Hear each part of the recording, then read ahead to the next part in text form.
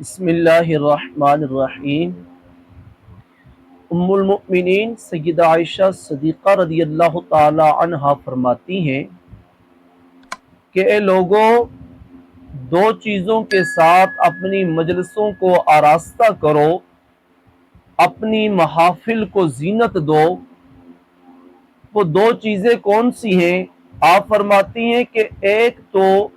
حضرت عمر رضی اللہ تعالی عنہ کے ذکر سے اپنی مجالس کو زینت اور آراستہ کرو، اور فرمایا دوسری چیز رسول کریم صلی اللہ علیہ وآلہ وسلم پر درود شریف بھیج کر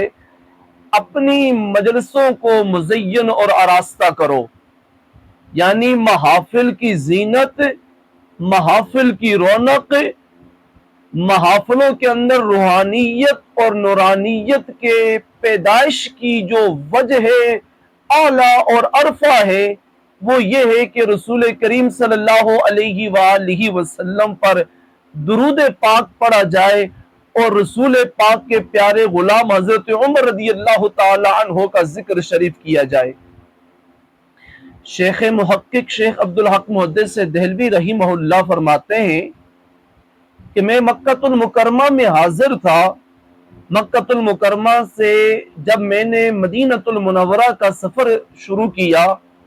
تو شیخ عبد الوہاب متقی رحمہ اللہ سے ملاقات ہوئی، تو آپ نے مجھے نصیحت فرمائی کہ اے عبد الحق، اس رستے میں جس پر ابھی تم سفر کرنے لگے ہو، اس رستے میں فرائض کے بعد سب سے افضل اور اعلیٰ عبادت اللہ کے ہاں وہ درود شریف ہے۔ آپ فرماتے ہیں کہ میں نے عرض کی کہ اے شیخ، کیا درود پاک کی کوئی تعداد بھی معین ہے کہ میں کتنی تعداد میں درود پاک پڑھوں؟